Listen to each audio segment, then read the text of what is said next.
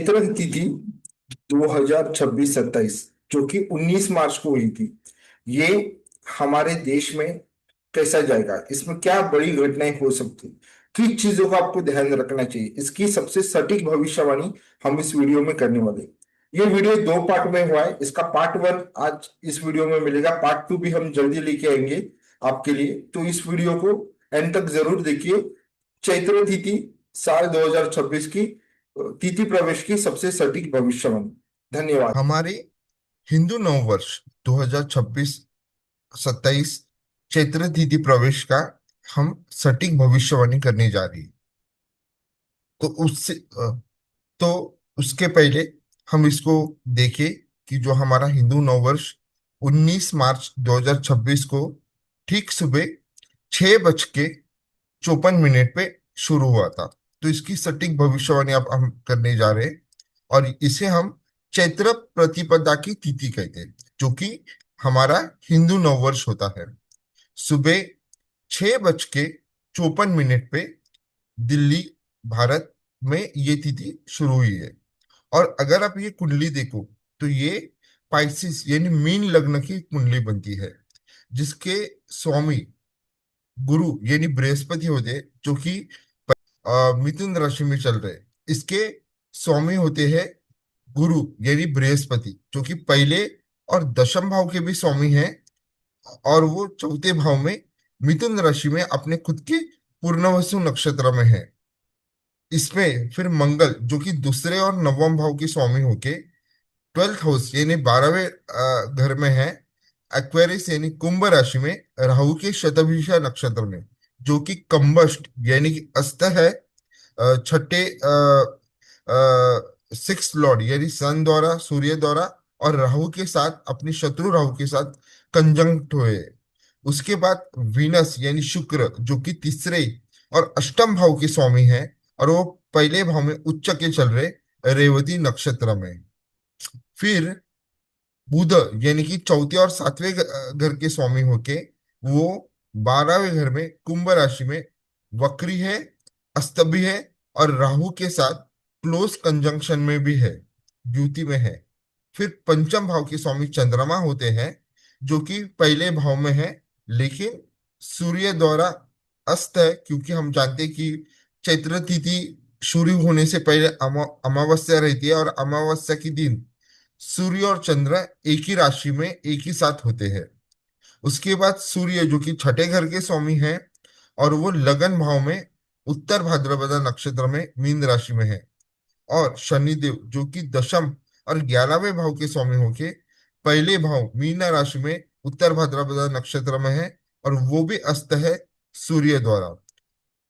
केतु जो है वो छठे भाव में है, और वो सिंह राशि में है, पूर्व पदा नक्षत्र में। और 11 और 12वें भाव में राहु है, अपने खुद के शतभिषा नक्षत्र में, जहां पे राहु अपने शत्रु मंगल के साथ और वक्री बुध के साथ युति बनाए हुए हैं। तो इसकी सबसे सटीक भविष्यवाणी अब हम करने जा रहे हैं कि इसमें हमारे देश में साल 2026-27 में अगली छत्रपति वदा तिथि तक, जो कि अगले साल आएगी मार्च 2027 में, उस इस एक साल में क्या हो सकता है, क्या बड़ी घटनाएं हो सकती है, इसकी अभी हम सबसे सटीक भविष्यवाणी करेंगे। तो देखिए कि सबसे पहली बात और सबसे बहुत ही जरूरी प्रेडिक्शन, साल 2026 में हम लोग बहुत सारे फूड आइटम यानी जरूरी खाने पीने की जो आइटम्स है उसमें कमी आएगी। और हम एक हाई फूड इन्फ्लेशन देखेंगे, मतलब खाने पीने की चीजों की महंगाई काफी बढ़ जाएगी, और जिसका पूरा प्रेशर हमारे नागरिकों के ऊपर, आम लोगों के ऊपर और गवर्नमेंट के ऊपर रहेगा। तो महंगाई बढ़ने वाली है। कुछ जरूरी खाने पीने की सामान की शॉर्टेज होने वाली है, जिससे खाने पीने की महंगाई और ज्यादा बढ़ेगी, और इसका प्रेशर हमारे ऊपर भी रहेगा, सब लोगों के ऊपर, और गवर्नमेंट के ऊपर भी रहेगा, सेंट्रल गवर्नमेंट और स्टेट गवर्नमेंट के ऊपर। बहुत सारे लोग ये साल 2026-27 में अपने खर्चों को कम करने वाले हैं।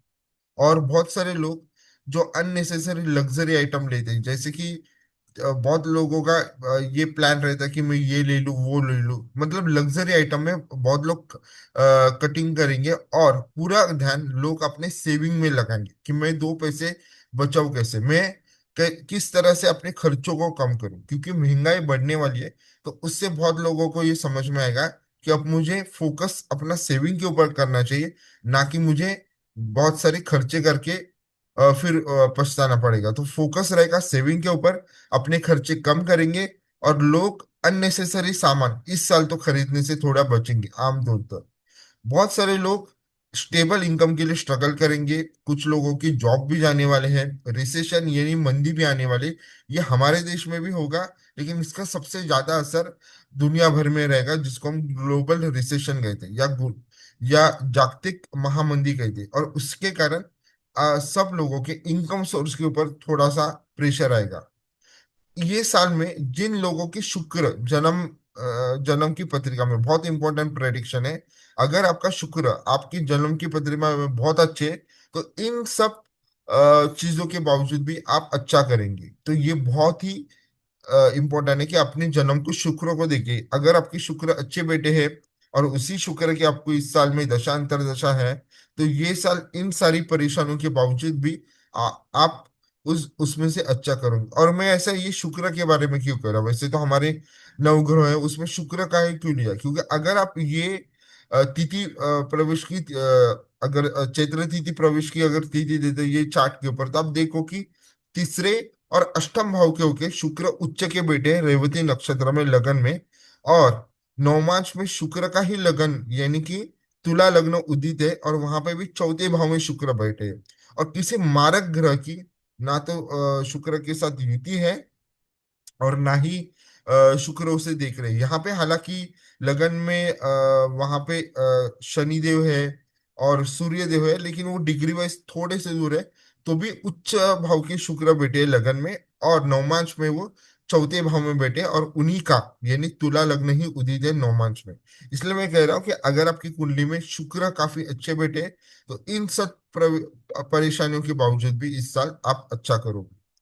फिर जो लोग रियल एस्टेट में इन्वेस्ट करना चाहेंगे उनके लिए ये अच्छा रहेगा, लॉन्ग टर्म में उसका बेनिफिट रहेंगे। यहाँ पे कुछ लोग कर्ज होने के कारण, मतलब जिनके ऊपर कर्ज है या बहुत सारा कर्ज है, उनको सबसे ज्यादा परेशानियां नहीं, क्योंकि महंगाई बढ़ने के कारण वो शायद अपना कर्ज ना दे पाए। इसके बैंक रिलेटेड भी प्रॉब्लम आएंगे, गवर्नमेंट को भी प्रेशर होगा, और इसमें ये होगा कि बढ़ते हुए कर्जों के कारण, और एनपी आप जानते हैं बैंक में हम लोग नॉन परफॉर्मिंग एसेट कहते हैं, कि जहाँ पे बैंक ये देखता है कि इस का जो कर्ज है ना उसकी रिटर्न वो नहीं आ रहा है, तो वो भी होने वाला है, जिससे बैंकिंग सेक्टर में भी थोड़ी प्रॉब्लम रहेगी, और इससे गवर्नमेंट को भी प्रेशर फील होगा।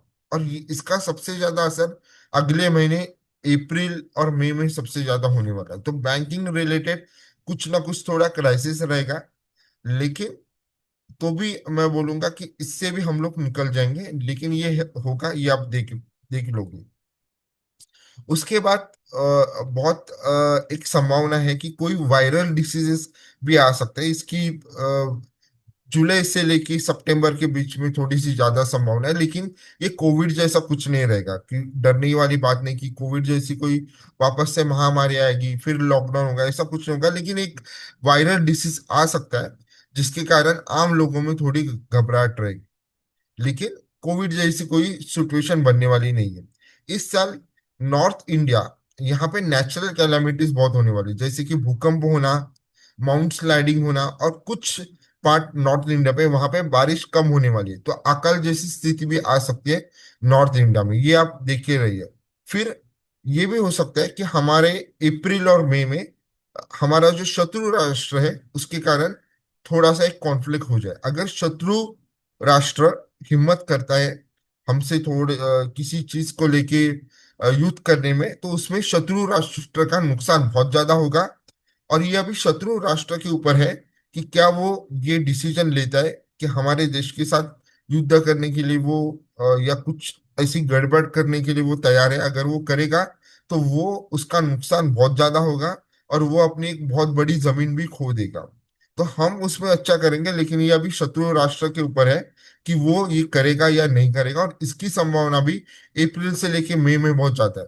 अगर मैं डेट वाइज कहूँ तो 20 अप्रैल से लेके लगभग 10 मई के बीच का ये समय है, जहाँ पे भारत और पाकिस्तान के बीच में एक छोटा सा कॉन्फ्लिक्ट हो सकता है। लेकिन ये पाकिस्तान के ऊपर ज्यादा डिपेंड है कि वो करेगा कि नहीं, नहीं तो उसे बहुत उसकी बड़ी कीमत पाकिस्तान को चुकानी पड़ेगी। फिर कुछ, आप जानते हो कि अप्रैल में 5 राज्यों में चुनाव है, और उसमें कुछ राज्यों में, ये हम आगे बात करेंगे, वहां पे सरकार बदलने वाली है, यानी कि वहां पे जो अपोजिशन पार्टी है वो सरकार में आ जाएंगे, और जो रूलिंग पार्टी है वो इलेक्शन जो है वो हारने वाली है। तो इसके बारे में हम आगे बात करेंगे। तो ये था जो इम्पोर्टेंट चीजें हैं साल 2026 का, इम्पोर्टेंट प्रेडिक्शन। ये पार्ट 1 है। इसका पार्ट 2 भी कल आएगा, और उसको भी आप पूरी तरह से देख पाओगे। तो अभी तक आपने हमारे चैनल को सब्सक्राइब नहीं किया होगा, तो इसको सब्सक्राइब कीजिए, लाइक कीजिए, कमेंट कीजिए, और वैदिक ज्योतिष की सबसे सटीक भविष्यवाणी के लिए इस चैनल को देखते रहिए। धन्यवाद। जय श्री राम।